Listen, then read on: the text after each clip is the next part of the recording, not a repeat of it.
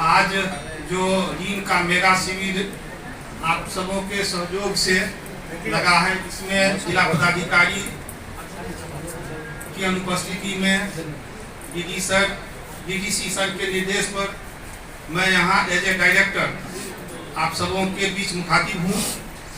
और इस कार्यक्रम को जो हमने रूपरेखा देखा तो निश्चित ही बहुत ही प्रेरक है।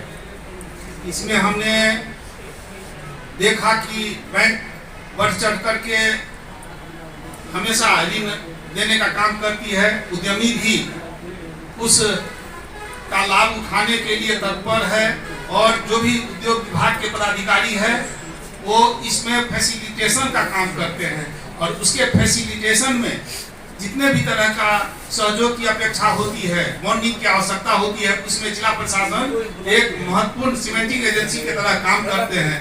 तो इसी जिला पदाधिकारी जिला प्रशासन का मैं रिप्रेजेंट करने के लिए यहाँ आप सबों के बीच हूँ।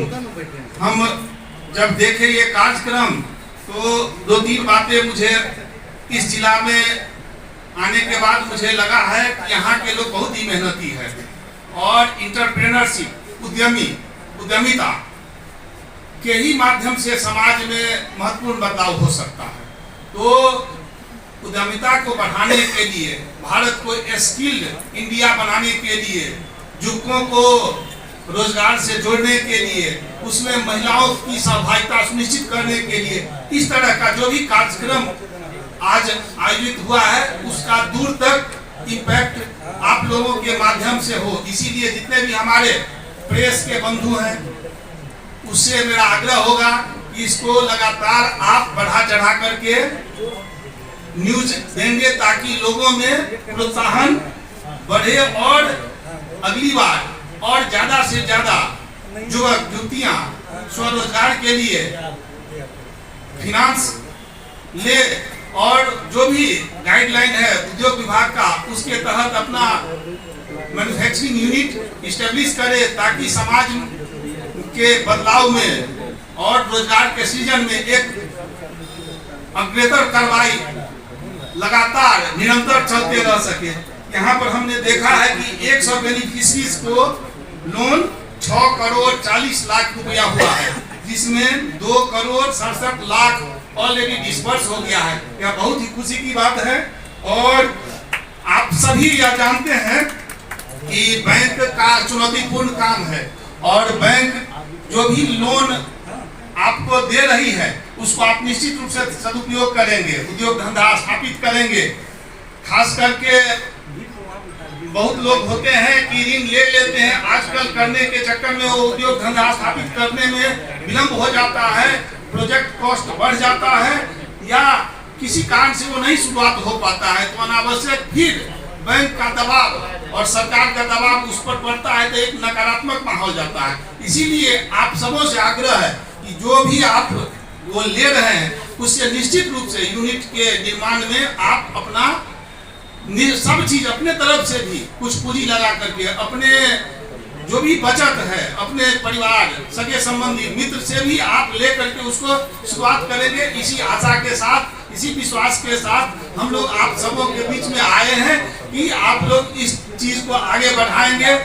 खास करके इस तरह के कार्यक्रम में 35% तक सब्सिडी भी है और उसमें एम्प्लॉयमेंट जनरेशन प्रोग्राम के तहत, प्रधानमंत्री एम्प्लॉयमेंट जनरेशन प्रोग्राम के तहत 3 तरह का सब्सिडी है, 15%, 25% और 35%। दूसरी बात है एक और PMFME है, मतलब फॉर्मलाइजेशन माइक्रो फूड इंटरप्राइजेज, अर्थात फूड सप्लीमेंट से जुड़े हुए जो आप यूनिट लगाएंगे, आटा चक्की हुआ, मसाला पीसने का चक्की हुआ या प्रोसेसिंग करने का हुआ, मखाना प्रोसेसिंग हुआ, तो उस सब में भी आपको 35% सब्सिडी मिल रहा है। तो बहुत सारे लोग सब्सिडी के लोभ में चाहे किसी के बहकावे में आकर के वो सब्सिडी के हिसाब से सोचते हैं, उससे आपको अनावश्यक बैंक का दबाव झेलना पड़ेगा। और हम लोगों के पास बहुत सारा सर्टिफिकेट केस रहता है, खास करके उद्योग विभाग का बहुत सारा ऋण जब पेंडिंग रहता है, बैंक विभाग का ऋण रहता है, तो सर्टिफिकेट कैसे हो जाती है, और सर्टिफिकेट केस बहुत आपके लिए हरासमेंट का कारण बनता है। इसीलिए हम दोनों पहलू पर आप लोगों को जागरूक करने के लिए आए हैं कि जो भी पैसा मिले उससे आप यूनिट लगावें, स्वरोजगार सृजित करें, आत्मनिर्भर बने। यदि किसी कारण से उस पैसा से यदि आप नहीं यूनिट रिवाइव कर पाते हैं तो उसकी सूचना बैंक वाले के को दे दें। बैंक वाले से भी मेरा आग्रह है कि आप ऋण दे करके निश्चिंत नहीं हो। आप जो भी ऋण दे रहे हैं आप केवल सरकार का गाइडलाइन के तहत ऋण न दे, बल्कि सामाजिक सरोकार को आगे बढ़ाने के उद्देश्य से दें। इसीलिए आप भी अपने फील्ड जो ऑफिसर है उसको हर यूनिट पर विजिट करवावे, उसको गाइड दें, उसको निर्देशित करें, मनोबल दे। यदि किसी कारण से उसका हौसला घट रहा है तो उसको हौसला दे। उद्योग विभाग से भी मेरा आग्रह है, उद्योग विभाग में मैं पहले रह चुका हूँ। मैं बियाडा में 15 साल पहले चीफ एडमिनिस्ट्रेटिव ऑफिसर था।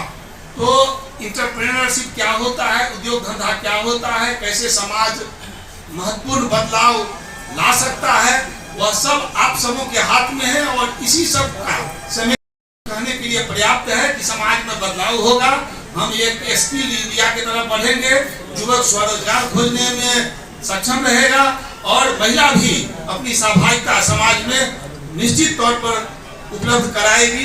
इसी चंद शब्दों के साथ मैं अपने वाणी को विराम देते हुए एक आशा के साथ, एक विश्वास के साथ आपका भरोसा चाहता हूँ। धन्यवाद।